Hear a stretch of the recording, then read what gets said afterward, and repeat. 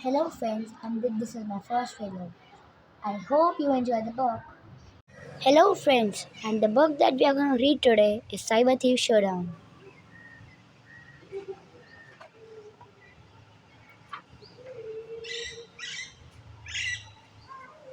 I was one happy rodent.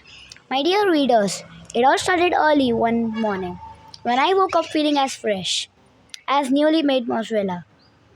I felt very happy, as happy as a rat in a cheese factory. Why was I in such a great mood? Well, I woke up to warm, bright sunlight shining on my smile, and the little birds were chirping. There was a whiff in the air of freshly baked cheese bread. Yes, it was one of those days when you want to say to every orange in the whole wide world, life is beautiful and the world is now tasty. I was such a I was in such a great good mood that I decided to work out, which does not happen too often. Then I brushed my teeth. I took a quick shower, humming one of my favorite tunes, and quickly got dressed to go to work. And what is my job, you ask? The most amazing job in the world. I run the Rollins Gazette, Mouse Island's most famous newspaper. My name is Hilton, Geronimo Shilton, and when I walked to the office that morning, I greeted everyone I saw with a smile. First, I ran into Miss Angel Paws, Benjamin's teacher, on her way to school. Good morning, Miss Paws, I squeaked, waving to her, but she looked the other way. It didn't bother me. I just assumed that she hadn't heard me. Then I ran into Samantha Squeaky Clean, my house cleaner. I have known her for a long time. She is always kind, helpful, and friendly. Good morning, Squeaky Clean, I squeaked with a smile. She looked at me and scowled. At the moment, it didn't bother me. I figured that she was in a bad mood. Then I ran into my tailor, Sartorius Shishwar. Hello, I said politely, but he didn't reply either. Weird. Was he also in a bad mood? Next, I said hello to Mrs. Busy Mouse. We have been neighbors for a long time. I help her with her grocery shopping, and every day I send her a large print copy of the Lawrence Gazette because she is older and I struggle reading the small print. But she frowned at me. Shame on you, Geronimo, she said in a disapproving tone. I wonder if maybe I forgot her birthday. I'm sorry, I replied. Have a great day. Still looking outraged. She turned and walked away. I started thinking that some outbreak of bad mood was spreading into New Mouse City. Otherwise, why was everyone being so unfriendly? The rest of my walk was exactly the same. I smiled at every road I passed, but nobody would greet me.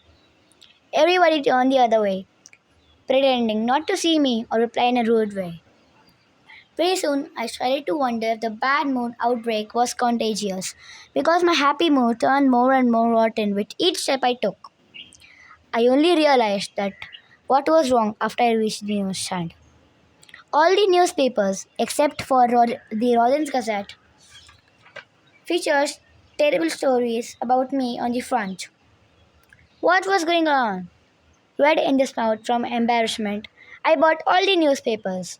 Then I quickly walked to the office, hiding behind the big stack so nobody could see me.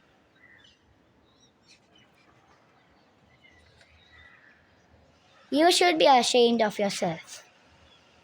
I called out, "Good morning," when I walked into the office, but nobody replied. Everyone turned the other way, looking insulted, pretending not to hear me. Really? All have you turned against me too? I cried. I stormed into my office, slammed the door behind me, and put the stack of newspapers on my desk. Each one have each one had a terrible, awful, horrible story about me on the front page. I was making headline news. and the news wasn't good at all. I looked over the photos, and what I saw left me speechless. In one of them, I was stepping on the mayor's paw. In another one, I was tripling a mouselet who was dancing with me. In the next page, I sneezed right onto a helpless stranger. How was that possible? I'm a well behaved mouse who always tries to be kind to everyone. I had never done any of those things, but it was definitely me in those photos. How weird. I started looking at them more carefully, and then it hit me. These were similar to photos that I had posted online after a party for the mayor. I remember the photos well, but somebody had changed them. I had never stepped on a mayor's paw, nor tripped a mouselet, nor sneezed on someone. They had been edited. Who had done this to the photos, and more important, why? I wondered. I was thinking about this when my grandfather, William Shortpaws, barged into my office. He slammed a copy of the Daily right on my desk. You should be ashamed yourself, Geronimo. Is this any way to behave yourself? He scolded me. Then my sister Thea walked in with a draft of my latest book full of red marks. Joe, your latest book is full of mistakes, she reported. Mistakes? I asked. Yes, she replied. It's like you forgot. All about grammar, spelling, and punctuation. Then one of the assin- then one of the assistant editors, Miss Raven, walked in. Geronimo, is this some kind of joke? She asked, waving a printout of an email. Why would you send out these emails to the whole staff? This one says that we all had shrinky cheese bread. That's not very nice. What is going into you, grandson? My grandfather boomed. Do you have cat treats for brains? I, I, I stammered. I didn't know what I don't know what to do say. I might as well have cat treats for brains because I was so confused that I couldn't think straight. Nothing made any sense. I knew that I hadn't sent Tia a book manuscript filled with mistakes. I read each draft 1,000 times to make sure grammar, spellings, and punctuation were correct. And I certainly hadn't sent out an email to my staff telling them that they had cheese bread. I don't have a mean whisker in my body. I swear, I didn't send those emails, I said. Miss Raven slapped the pile of papers on my desk. Read them yourselves, she said, and then she walked out of my office. I quickly read through the emails. They were clearly sent from the email address, and each one was just as offensive and mean as the stinky cheese bread email. One of them said, "You are more annoying than gum stuck in your fur." Another said, "Your stories are so boring they put me to sleep." It's not possible, I said. I would never send these kind of emails to my coworkers. They are like my second family.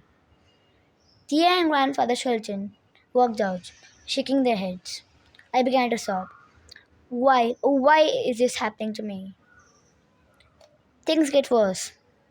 Just as I stopped crying, a little mouse knocked at my door, and behind him there was another and another and another. Each one was carrying a different useless yet terribly expensive object in his paw. The first one had a tap dancing shoes, once owned by the famous dancer Fred Fancy Food. Totally useless since I don't tap dance. The second had a huge gold-plated suitcase.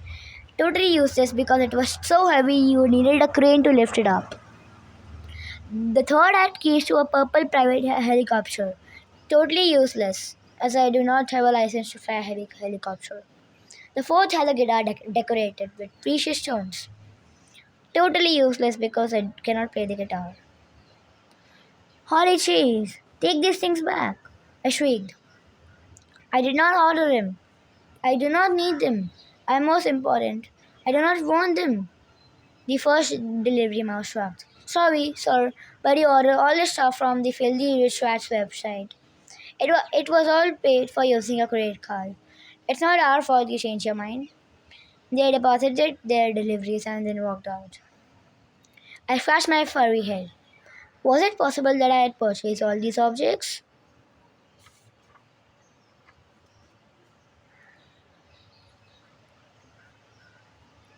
Maybe my head was full of cat treats, after all. Before I could add up the cost of those expensive items, more delivery mice came into my office. They had some ridiculous items for me. There was a solid gold statue of me on a horse. Riding horses makes me nervous. And the gifts kept coming. One mouse carried in a new armchair stuffed with jewels. Totally useless because I had already had an armchair and the patience turned the sharp. Another held a collection of ancient cheese grains belonging to a mouse hoptech tree, stored in a real Egyptian vase, a treasure fit for a museum. Finally, a deliver mouse handed me a key to the Ferrari race car. Totally useless because I am afraid to drive fast cars. Then the phone rang. Ledger Money Pulse, the manager of the bank, was calling me. Mr. Chilton, I'm so sorry to have to tell you this, but your savings account is empty, he began. You are broke. Broke? What? How is that possible? I squeaked. It is very possible, Mr. Chilton, because you have spent even every penny that you had and more. You overcharged your credit card and now you owe the bank a great deal of money, he explained. I couldn't believe my ears. I won. You owe us a lot of money, cash. Greenbacks bills, Mr. Moneypurse said. I must say, Mr. Chilton, that I thought you were a sensible mouse. What exactly do you need with a golden statue of yourself and a jewel encrusted armchair? But I didn't buy those things, I swear, I protested. Do not lie to me, Mr. Chilton, Mr. Moneypurse said slowly. These charges were clearly made from your own way computer, and now you have to pay your debt. I'm afraid you will have to sell the Royal Gazette. I hate to think what your grandfather will say. I started to beg. My grandfather? Please don't say a word to my grandfather. Then I fainted, falling backward into my office floor. I'm not sure how long I was out. Just I just knew that I didn't want to wake up. I was dreaming about a green-eyed mouse lady who was scolding me. Bad. Really bad, Shelton, she was saying.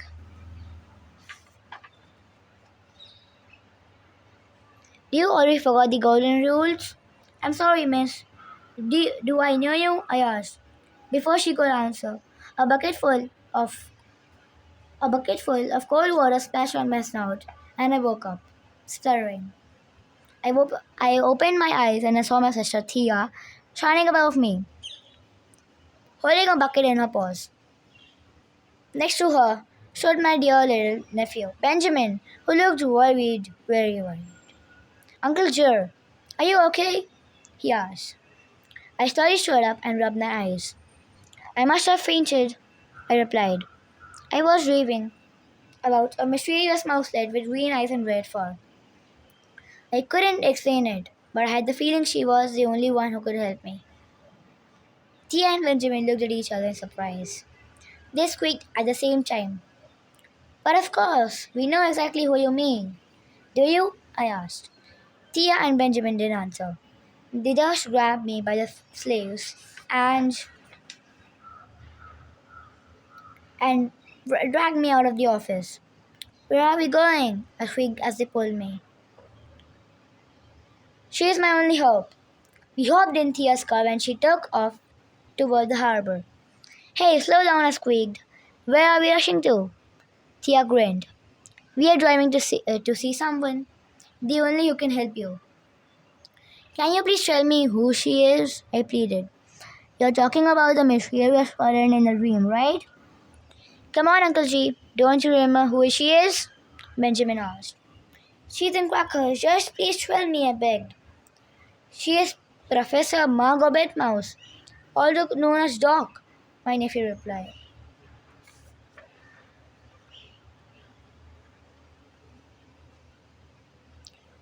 Bitmouse replied. Benjamin shook his head. You totally forgot everything, Uncle G. That's why you are in such big trouble. By then, we had arrived at New Mouse City Harbor. We stopped in front of a building, then I required. A wooden sign hung over the door. Institute for Marine Mouseology. Finally, I remembered. A few years before, I had attended a class of internet safety there. It was taught by Margot Betmau, the foremost expert of internet safety and all of Mouse Island.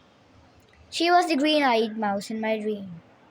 Jock, as everyone calls her, teaches a popular internet safety class geared towards technology challenged, hopeless students like me.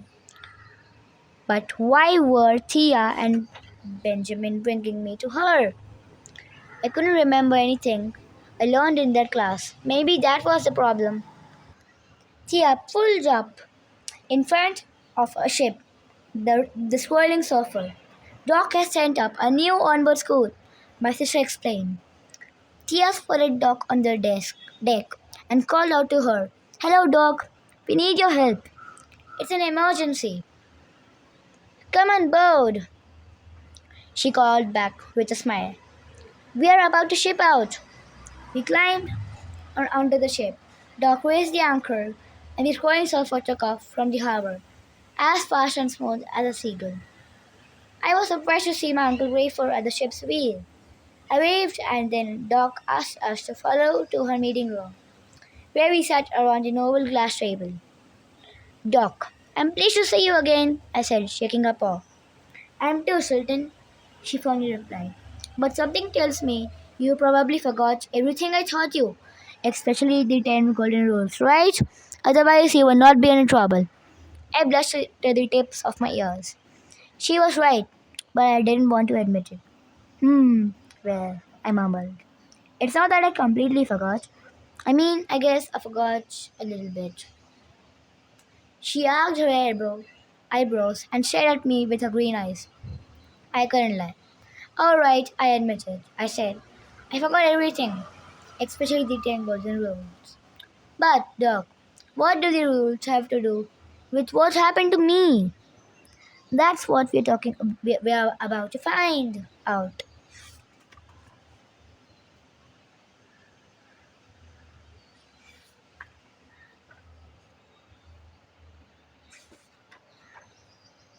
Chilton, she replied. Then she pointed to a picture with a golden frame hanging on the wall. It was a list of 10 golden rules of internet safety. Study them, Chilton, she ordered, and then I will quiz you. The rules. I got closer to the picture and read the 10 golden rules, while my ears became redder and redder with embarrassment. It was true. I had totally forgotten everything. How could I not remember all this important stuff? Doc, I reviewed the rules, I said, walking back to the table. Can you help me figure out what's happening? I told you I would quiz you, Shelton, she said. If you can recite all 10 rules, I will help you. I took a deep breath. I was so anxious that my whiskers were trembling. Then I perfectly recited the 10 golden rules.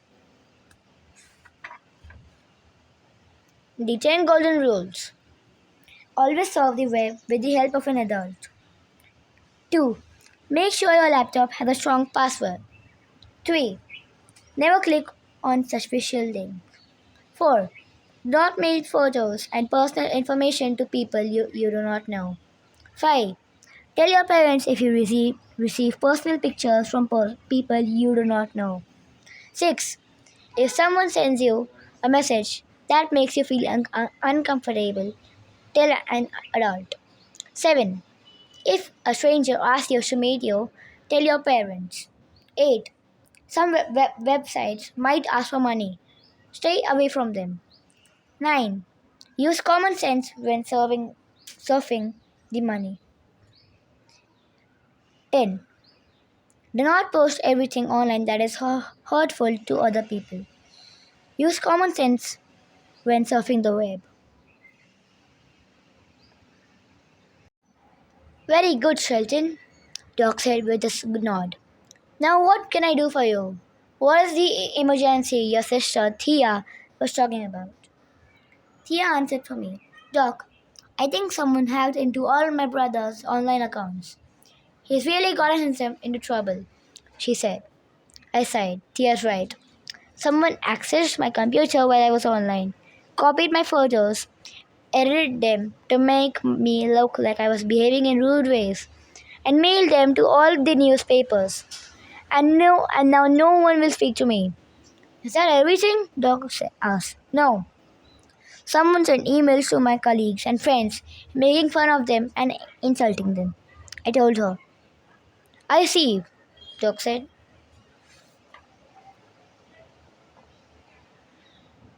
And then, and there's more. I went on. Someone even inserted spelling and grammatical mistakes into the manuscript of my new book. And worst of all, someone used my credit card to purchase an enormous amount of useless and expensive items. Now I am broke, and my banker tells me that I will have to sell the Rollins Gazette. I burst into tears. I am ruined, I wailed, and then I began sobbing uncontrollably. Get a hold of yourself, Sheldon, Doc said firmly. You'll sink this ship with your tears. Then she took out of a box labeled extremely desperate cases and handed me a soft tissue. I know things look grim, Sheldon, but keep your snout up, he said. This is a bad case, but I've seen worse. We'll figure this out. Doc's word gave me confidence. I stopped crying. Thanks, Doc. Just tell me know what I needed to do. She smiled. Much better, Sultan, she exclaimed. Now hand me your laptop. I obeyed. Follow me, she said, and we all went to a small research lab next to the meeting room.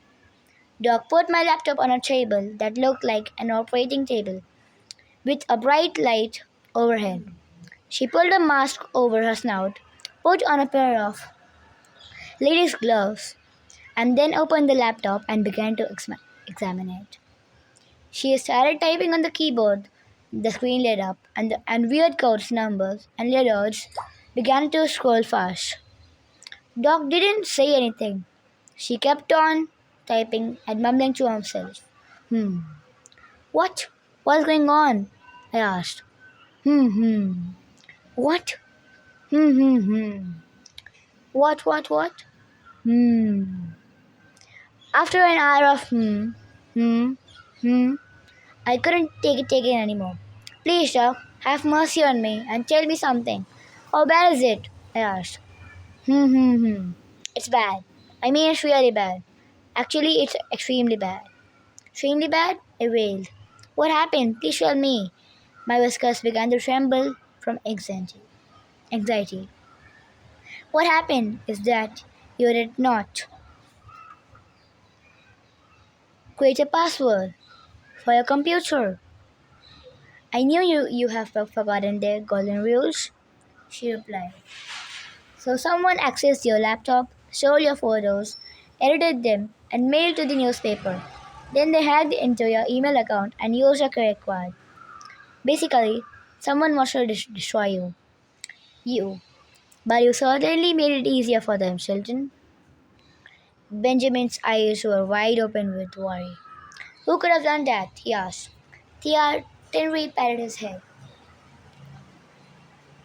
That's exactly what we need to find out, Benjamin, she said. I think I know which rotten rodent is behind this, Doc said. It's going to be the Nick Nobody, the most notorious hacker on Mouse Island. There isn't a single mainframe he hasn't hacked into. Benjamin jabbed up. I know him, he squeaked.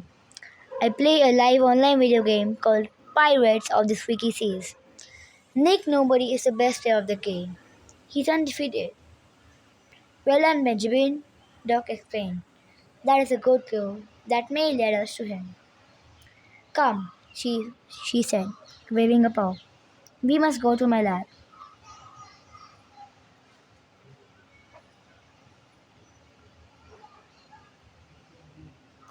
Who's afraid of Nick? Nobody. The lab was full of quietly humming computers and large screens as thin of slices, cheese hanging on walls like posters. This is my secret research lab, Doc proudly declared. And these are my most powerful computers on Mouse Island. Here I store all the newest software and latest technology. She lowered her voice. Everything you see here is confidential.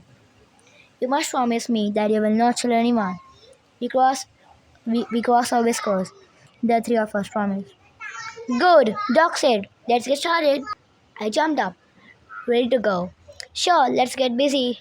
Let's do this, I cried. So, what are we doing exactly? Well, I have a plan in mind, Doc said. And a lot of it hinges on you, Sultan. Although I'm not sure if that's the best idea. You seem to be totally hopeless with computers. That is true, I admitted. But I'm afraid it's the only way, she said. So here it is, Sultan. You, Geronimo Sultan, will challenge Nick Nobody to his favorite game, Pirates of the Squeaky Seas. Mama, me? I stammered. Challenge Nick Nobody? That's right, Doc replied. I turned pale as mozzarella. But while you keep him busy, I'll try to figure out where Mouse Island he connects to the internet, Doc said. And then we will go and find him. That could work, she exclaimed. It's a good plan, except for one thing, I said. I'm not good at video games. My paws can't work the controller fast enough. I get a headache. I always forget the rules. I am totally hopeless. Doc opened a cabinet and pulled out goggles and some strange looking glass. Don't you worry, Sultan, Doc said. This high tech equipment will give you the edge you need. This guy would make you, even the worst player, look like an expert. Tears eyed were wide. This stuff looks like cool. What does it do? Doc grinned. This gear is designed to give the player the ultimate virtual reality experience, she replied. I'm not really sure what virtual reality is, I admitted. It's a computer generated world designed to look real, Doc explained. With this gear, you will feel like you are in a real, uh, like, uh, really inside the game. You'll be in a 3D environment that you can see from the angles. You can hear noises and even touch things. What if I make mistakes? I asked. Benjamin and Thea will go with you, Doctor replied. That is, if they agree. The experience will be very intense and could be dangerous. I'll do it, Benjamin squeaked. I know this game like the birth of my paw. I can guide us through it. I think it will be fun, she added, putting her putting on her gloves. Doc, how dangerous will it get? I asked. If you stay calm, you won't have any problems, Doc replied. Everything in the world is computer generated, so it cannot hurt you. But if you forget that, well, you could get a very dangerous scare. I'm not very good at staying calm, I admitted. I think it's best if I just go home. Geronimo, don't you want to get out of this mess? Thea has asked me. Of course, I said. Then put on your gear, my sister said firmly. I knew she was right. I put on my headset, goggles, and the gloves, and then I panicked. I was suddenly transported in a glowing, empty room. I didn't like the feeling one bit. I tried to run away, but I forgot that the helmet and gloves were attached to a lot of hanging cables and wires. So I tripped, rolled down, and the strays, bumped my head, and ended up tangled in cables and wires. How embarrassing. It took Doc an hour to untangle me.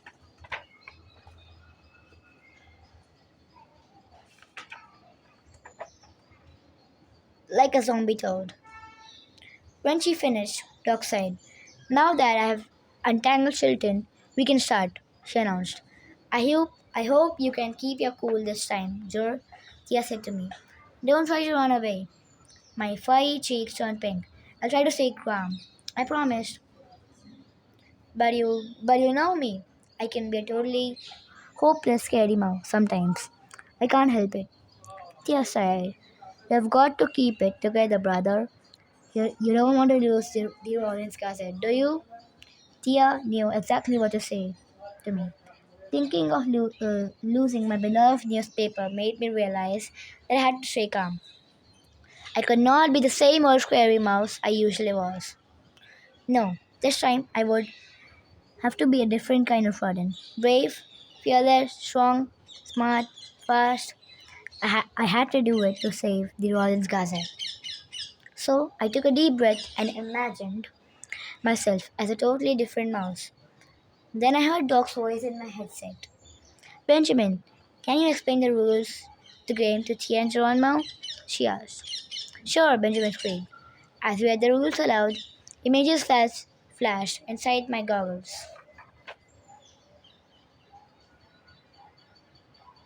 "Is everything clear, Uncle Jer?"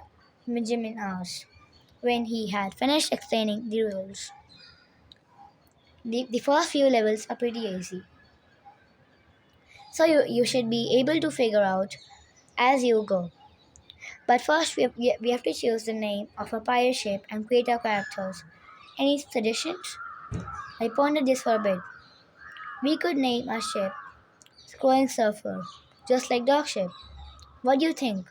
And I will be Jerry Shivertail. And I will be Terry the Travel. Tia announced. "And I will be Benny the Buccaneer," Benjamin added. Then we got to select eyes, snouts, ears, whiskers, nose, clothing, and accessories from the screen to create our character's looks. Here is what we came up with.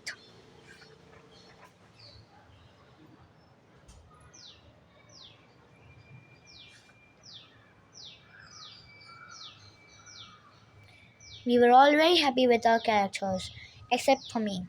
I thought the green fur I chose for Jerry Shivertail would look good. But Tia took a look at my character and giggled. "Well, at least you will scare our enemies. You look like a giant toad dressed up in like a pirate." Doc looked at my character. "That color is perfect, in my opinion," she said. "It looks exactly the way you did, Shilton, when you were seasick on the ship earlier." "I really like it, Uncle Jer," Benjamin added. "You look like a zombie toad pirate on a ghost ship." "I don't want to look like a zombie toad pirate," I cried. "Sorry, Uncle Jer, but I've already uploaded our characters," Benjamin said. "Then it's time to begin our missions." Doc said, "Make sure your goggles are firmly in place. Remember that there are wires attached to your gloves and don't make any big movements. Now, if you're ready, off you go. Good luck, everyone." The screen inside my goggles flashed, and suddenly everything changed. We were inside the Pirates of the Squeaky Seas, the game. It was incredible. It really looked like we were on board on old pirate ship. The ship was anchored on the shore of an island. The first four levels are pretty simple, Benjamin explained. We need to bring supplies from the shore onto the ship.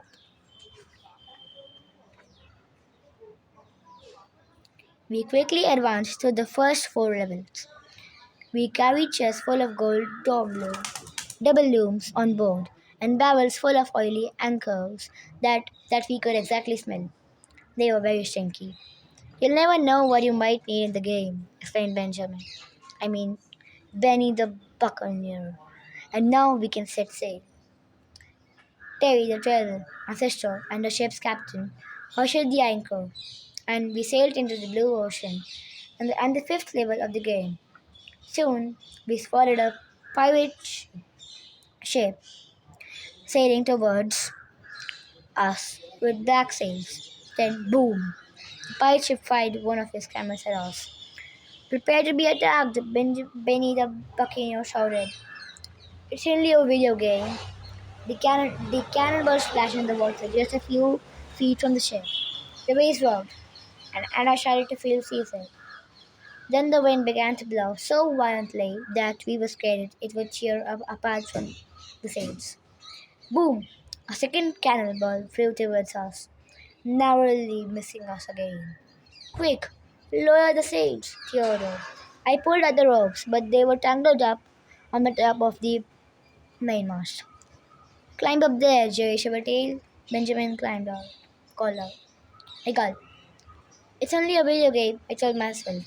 And I climbed up the tall mast. Then I made the mistake of looking down. The deck looked like it was far, far below me. I got super dizzy. My head began to spin like a wheel of cheese, and then I heard a gentle voice in my ear. It's only a video game, Shelton. Don't forget that. It's only a video game. It was Doc.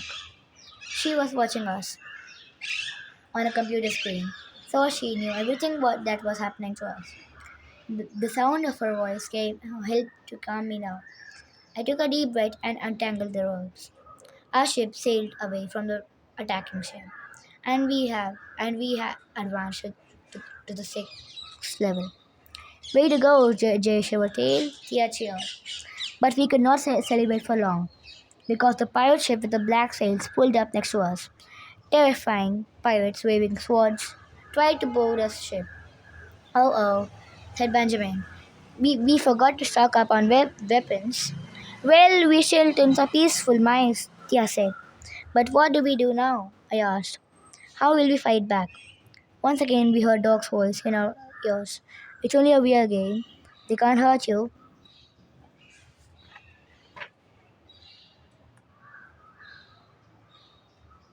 Benjamin was the first to calm down.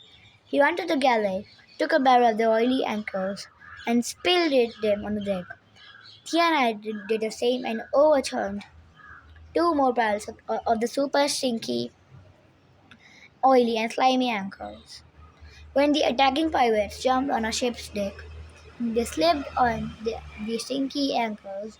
They all fell overboard, splashing right into a school of hungry sharks. The sharks chased them away. Then we advanced to the seventh level. Levels 7 and 8 were fairly easy. No other ship attacked us. We sailed the seas, stocking up on points and chests of gold doubloons.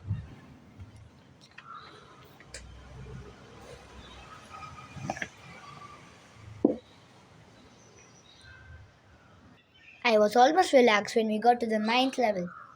Maybe the video game was not as difficult as I thought it would be. And then I got distracted on an island and I forgot about this glowing surfer. Thea and Benjamin sailed off without me. That's when I got into big trouble.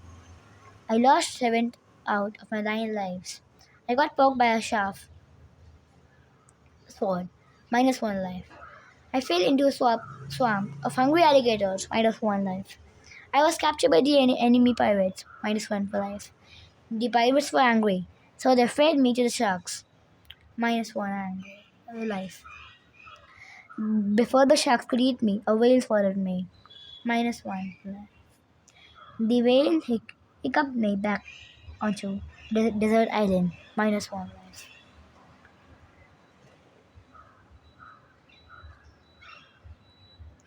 There was nothing to eat there, so I chomped on whaleberries and had such a bad stomachache that I had to bend among the bushes for hours, minus 1 life. What a disaster was because of me and my team was about to get eliminated. Then I heard Doc's voice again. Remember, it's only a video game, she said. You don't really have a stomachache. Use your brain to try to find your teammates. Doc's word calmed me down once again. I thought up a plan. I wrote a message to my friends and put it in an empty bottle that I found. I threw the bottle in the ocean. I had done the right thing. A happy melody started playing. Bara bara bam bam bam. I started jumping up and down. I had made it to the 10th level. The game instantly transported me to the schooling surfer. He had the bottle in a paw. We looked for you everywhere, she scolded. Where were you, Jay Shivertail? Sorry, Captain Terrible, but I got lost, I replied. I had to fight off sharks, whales, and alligators. Then I frowned. I'm so sorry, but I lost 9 lives. I have only 2 lives left. Don't worry, Jay Shivertail, Benjamin said. The important thing is that we all go back together. We are a team and we can win this if we stick together. We won't lose you again. That made me feel better. Thanks, Benny the Buccaneer, I said. Kia tapped my shoulder and pointed up the deck of the ship. Nick, nobody's island is over there. And we have to do is to get there, battle him, and win. Is everybody ready? Ready, Captain, Benjamin and I shouted in reply. Then let's go show that hacker that nobody messes with children. Tia cheered. My name is Nick Nobody. We lowered a small boat in the water and rowed towards the island. Suddenly, 3 boats full of pirates came together towards us from behind a rocky ridge. Squeak! We were in trouble. The captain was a scrawny mouse. He had parrot on his shoulder, an eye patch, and wore a large pirate that was a gold letter. In. N for Nick Nobody. He looked me up and down. You, with the motor green colored fur, he called out. Who, me? I replied, my whiskers trembling. Yes, you, he bowed. Do you see anyone? Do you see anyone else with moldy green fur? No, sir, I stammered. Congratulations, you're very fairy, he said. You look like a zombie toad dressed up like a pirate. Pleased to meet you, I said, not sure if he was complimenting me or not. My name is Jerry Shivertail. And who are you? My name is Nick. Nick Nobody, he replied. Do you want to know why? Because until now, nobody has even able to find me. Nobody is even able to defeat me. And nobody will ever will. Is that clear? Especially not a cheesehead with moldy great fur and 2 rookies. I am no rookie. I am terrible. The captain of this crew, Thea announced boldly. We are here to compete against you. Nick Nobody burst out laughing. You cannot defeat me. Nobody can, he boasted.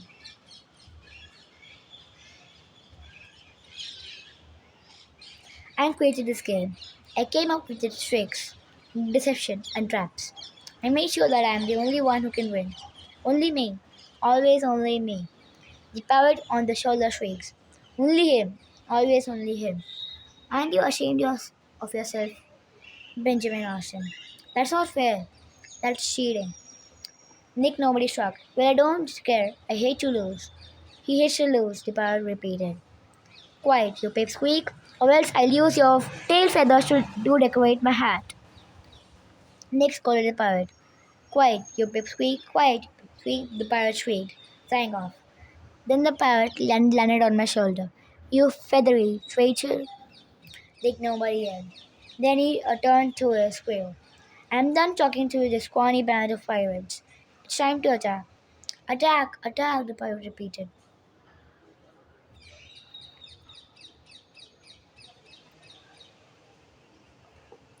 Nick Nobody's pirates rowed really fast towards our dinghy. Then the gods started ramming the boats into ours. Our dinghy tipped over, and we fell into the water. Splash! We had each lost 1 life. I was down to just 1. As we were gasping from air, we could hear Doc's voice in our ears. Don't forget, it's only a video game, she told us. You can still breathe underwater. Of course, that made sense. We all started to breathe normally. I looked around the underwater plants and rocks. I spotted a ray of light coming through a rock covered in seaweed and sea animal. As I got closer, I realized that the hole in the rock was an opening to an underwater tunnel. I signaled to Thea and Benjamin to follow me and we swam into the cave. We swam and swapped to the center of the island. We were about to reach Nick Nobody's hideout.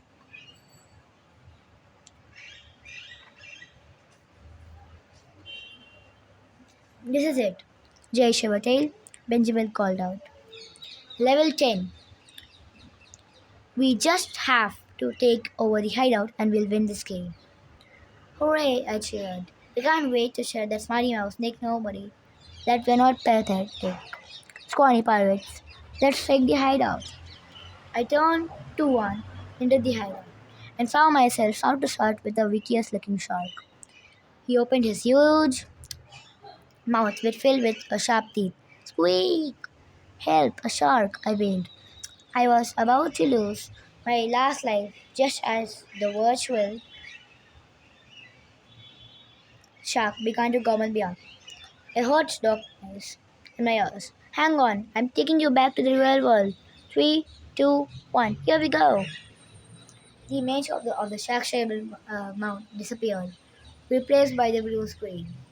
Phew, I was glad that was over, but it meant that Nick Perry had won the game. Who is the real Nick Nobody? After a few minutes, we were back on Doc's ship. We were completely out of it and feeling dizzy. I took off my glasses, my headset, and my gloves, and immediately checked the color of my own fur. Phew, you all did it.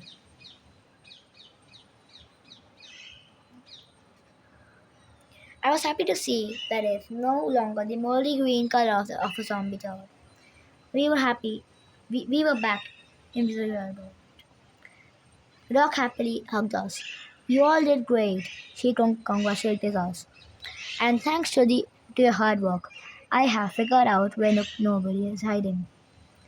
She showed us a map of Mouse Island with a red X, white with a red X, right off the coast of the Sea of Mice. We climbed back up to the main deck and joined Uncle Grayford at the wheel of the scoring surfer. Doc, we are almost at the point of the map, but a big red X is on the water. There's no island at that location. Are you sure that's the place? Absolutely, Captain, that's the spot, Doc replied. I borrowed Uncle Graceful's binoculars and scanned the sea surface. I noticed a little green dot on the horizon. Land! I screamed. And it looks like just Nick Nobody's hideout in virtual reality game, Benjamin remarked. We must have found an uncharactered island for his hideout, Dr. guessed. Hooray, I cheered. Now we can take down that rotten hacker. Yeah, he's more rotten than the 10-year-old chief, Benjamin added. I did not know whether to be happy or terrified. Nick Nobody was a skilled hacker who did not want to be found. I was positive that the entire island would be protected by a sophisticated security system. There might be laser rays capable of frying off our whiskers, I imagined. How scary! I really liked my whiskers. Didn't hit me. There might be a safer way to get to Nick's hideout. What if there is an underwater tunnel leading to the hideout, just like in the game? I asked. We could take the snake into the hideout. Brilliant, Shenton, Doc said. Let's get suited up. Uncle Grayford dropped anchor off the coast of the island. Doc, Tia, and I put on wetsuits, masks, and oxygen tanks. Then we jumped into the water while Benjamin and my uncle stayed behind. We swam through seaweed and rocks, and then I saw a ray of light just like in the game. We had reached the underwater channel. We swam inside. As we got deeper and deeper into the cave, I had a feeling that I was forgetting something. Nick Nobody's hideout looked just like the one in the game. The tunnel was the same. So at the end of the tunnel, we would probably find a shark, I screamed inside my head. A huge shark with sharp teeth was about to bite my tail. But this was no virtual shark. It was real. How could I forget about the shark into the video game? I made my escape by quickly swimming into a narrow crawl space. Doc and Tia followed me. After a few feet, however, we found ourselves in very nasty slime. To escape the shark, we had swarmed right into the sewer pipe. Thankfully, We were wearing the oxygen tanks. Otherwise, we would have fainted from the smell. I should have let that shark gobble me up, I thought. Luckily, Doc found a metal ladder leading out of the slime. She mentioned for us to follow her. When we reached the top, we were very quietly pushed. We were very quietly pushed up a metal gate and ended up inside Nick Nobody's secret hideout. The metal bunker was filled with computers and cranes, all busy running code. We tiptoed across the floor. Nick Nobody has his back to us and was playing Pirates of the Squeaky Seas, which of course he was winning. Tia charged him. This time to lose, Nick Nobody, she cried. Tia swilled Nick's chair and the hacker became tied up in all of the games and cables. Wires and cables. How dare you? He squeaked. I'm Nick Nobody. Nobody can defeat me. Well, somebody has defeated you, and it's us, Doc told him. You rotten cheater. I noticed that Nick Nobody was wearing a costume. He wore a captain's suit and a pirate hat. His hair covered one eye. You really take this game very seriously, don't you? I asked. You don't know what you're talking about. Old mouse? Nick Nobody said. Old mouse, I squeaked. I'm not really that old. If I have any gray whiskers, it's because I worked so hard at the Rosen's closet. Geronimo, Tia screamed. Focus. Right. I turned my attention back to Nick Nobody. Can you please explain why you broke into my computer, stole my photos, used my credit card, and stole all my money? I asked. My voice getting louder with each word.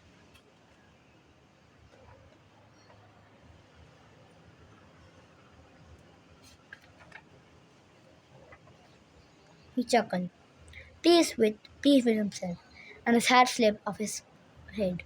Nick Nobody was no more than a young mouselet, wearing a costume and a wig. Shilton, you cheese brain, you made it really easy for me, he replied. You didn't have a password for your computer. No password for your email account either. I didn't ask you how you did it. I asked why.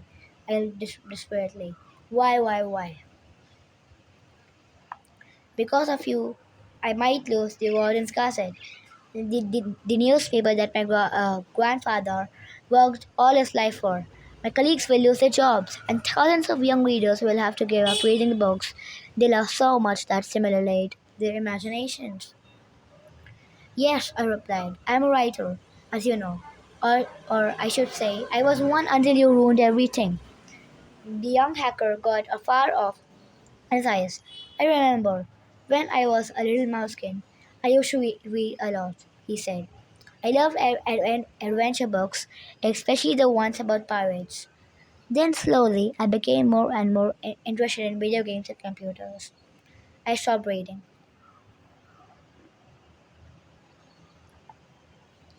But why? I asked. Reading is such a wonderful activity. He tried to cry. I miss those books, and now other mouseskins, won't get to read your books, and it's all my fault. I sighed. Yes, I'm afraid it is. But what can I do to fix this? He asked. It's too late, I replied. I'm broke. My reputation is ruined, and nobody loves me anymore. All's well that ends well. We united Nick Nobody, who was sorry for what he did.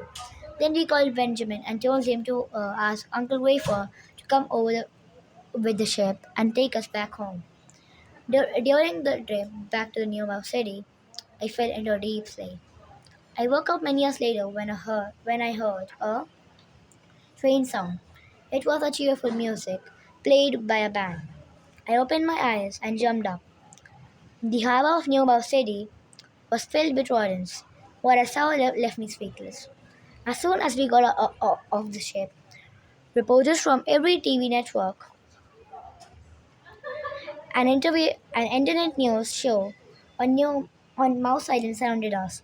Mr. Tilton, tell us your story. We want to know everything from beginning to end.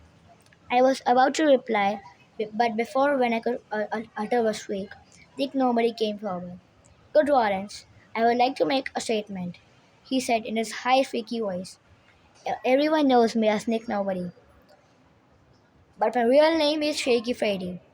I was a hacker, a notorious cyber criminal.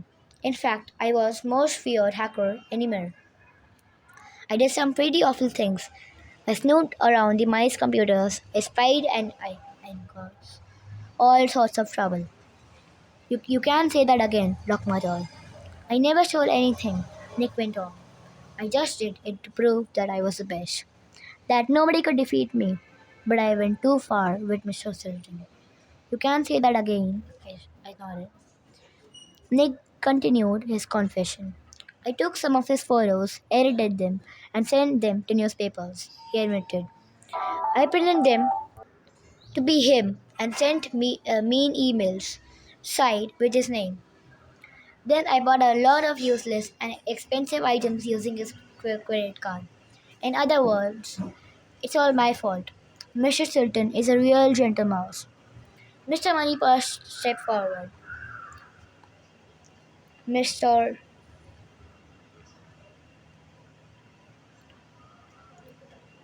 Mr. Stilton, we understand that you were not the one who made all those purchases, he said. The merchants are willing to take everything back. I sighed with relief. Then my co-workers at the Rawlins Gazette stepped forward. Boss, we should have known that you wouldn't have sent us such nasty messages, Mr. Evans said. We're sorry we jumped to the conclusions. Then it was Grandpa William's turn. Grandson, I'm sorry that I had doubts about you, he said. I now understand that you would never jeopardize the Lawrence girl said. I admire you and love you very much, even though I don't say it very often. I was tearing up from the emotion I was feeling. Everything was the way it was. I wasn't going to lose the newspapers, and everyone liked me again. Then the mayor called me into a rage. Geronimo Shilton, today you have brought to justice a dangerous cybercriminal, he said. I am awarding you with this Medal of Honor, the Defender of the City. This is the same medal that was awarded to those brave rodents who fought off of an attack to fierce pirates many years ago. Then he wrapped a gold medal around my neck. The band began to play the anthem of New York City. I sang along the top of my lungs, with a paw on my heart and eyes full of tears. Then I spoke.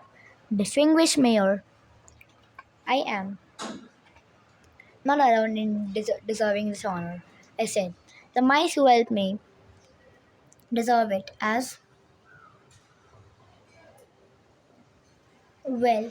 My sister Thea, my nephew Benjamin, my uncle Grafer, and Professor Margot Bitmouse. The mayor asked them to come to the stage and awarded them all too. When all the awards were given, the crowd began to cheer. What can we do to thank you? The mayor asked us. I huddled with Thea and Doc. Then I turned to the mayor. We don't need the award. But there is one thing you can do, Mr. Mayor, I said. Please do not send Nick Nobody, I mean Shaky Freddy to jail. He is sorry for what he did. To make up for the trouble he caused. He can help us write a book about surfing the web safely and avoiding hackers like him. After all, he is an expert of the subject. Excellent idea, the mayor agreed. So, Shaky Freddy helped Doc and me write the book, and it was a great success. You could say that the story had a real happy ending, not a virtual one. Yours truly, Johnny Mouse Shelton. Thank you, friends, for reading with me. Let's meet in the next video. Till then, bye. And please subscribe.